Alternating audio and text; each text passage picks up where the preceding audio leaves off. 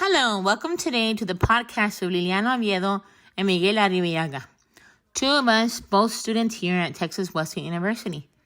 On this bright, beautiful day, we are composing a podcast in the name of our Communication Laws and Ethics class that further discusses freedom of rights. Today, the topic we are discussing is the First Amendment in the Constitution. Amongst being the first, was established as a ground-setting term in which the people's preference in peace and living would to be unargued and undisputed. And this amendment, those who have an opinion can leave an opinion out there if chosen, as it is protected under the law, as well as access to protest or other things with the acts. Many who as well have various thoughts in their spirit and living while being religious to a state, not stuck in chains to be who they live to be. The law states you are allowed to believe in what you want to believe in and religiously side in what is wanted, as well as assembly and petition or protest of all natures. With this law, Congress cannot side in other parts of the spirit and with the people based off separate or different beliefs.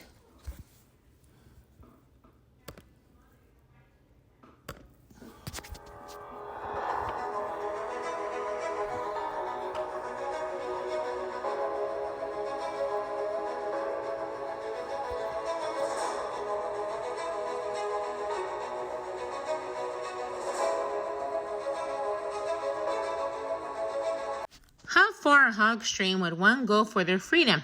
In 1789, the United States adopted the first 10 amendments to the Constitution, which were called the Bill of Rights. The Bill of Rights spells out Americans' rights in relation to their government and to the individual.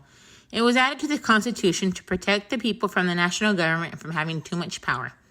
Once people got to read and know the Bill of Rights, one stood out. The First Amendment gave freedom of speech, enough freedom of speech to change many people's minds to ratify the Constitution, to make their country and live in a better place. And now we turn to my partner, Miguel, for the rest of the podcast. Thank you so much for listening. Thank you, Liliana. And hi, everybody. Today I will be discussing about some examples where the First Amendment has been under question about whether it can protect certain forms of free speech. And then one of these examples includes the Texas versus Johnson case that was argued in 1989. So what happened was that in 1984, Gregory Lee Johnson was in front of the Dallas City Hall and he burned an American flag to protest against the Reagan administration policies. So he was convicted under Texas law outlawing flag desecration, and he was sentenced a year in jail and he received a $2,000 fine. And then afterwards, the Texas Court of Criminal Appeals reversed the conviction and the case went to the Supreme Court. And then in a 5-4 decision, the court held that Johnson's burning of a flag was protected expression under the First Amendment. The court had found that Johnson's actions fell into the category of expressive conduct and had a distinctively political nature. The fact that an audience takes offense to certain ideas or expression, the court found, does not justify prohibitions of speech. So this case really talked about how even like in a case like burning a flag is a form of free speech, as it was brought up in the First Amendment. It may have been illegal under Texas law, but in the case of like the Supreme Court, they were able to kind of allow this form of free speech, since like people have opinions about this government. So, in another example was the Abrams versus United States case, where it was argued in 1919, and this happened in 1918, where the United States participated in a military operation on Russian soil against Germany after the Russian Revolution overthrew Tsarist regime. So, as a result of this, Russian immigrants in the U.S., they called for a strike in ammunition plants, in order to undermine the war effort.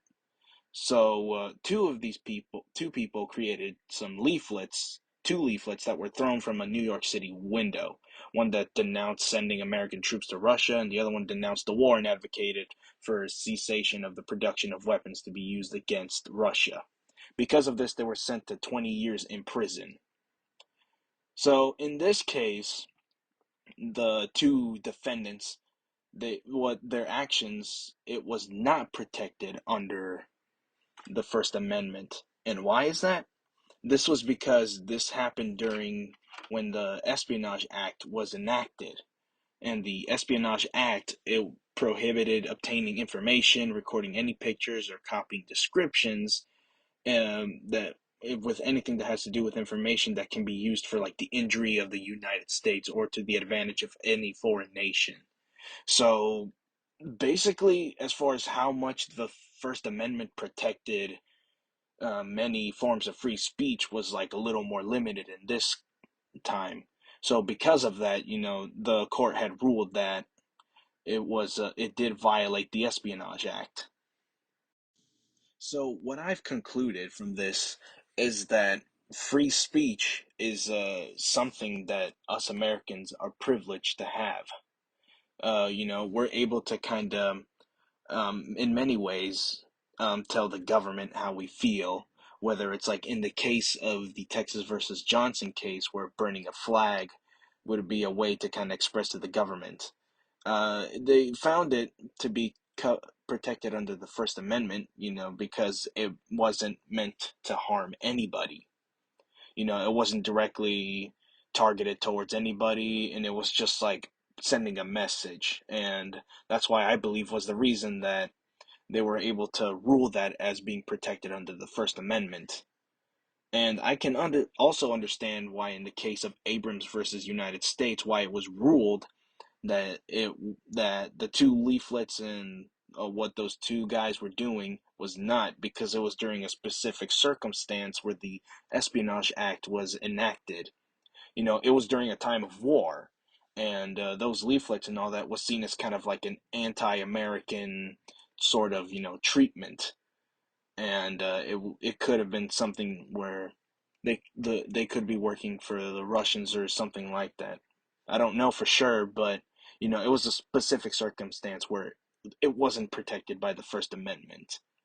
And free speech is just, like I said before, is something that us Americans, we have as a privilege. We're able to speak out to the government, and we can even be a little more, we can have a more specific approach of how we want to tell the government about how we feel about towards certain things.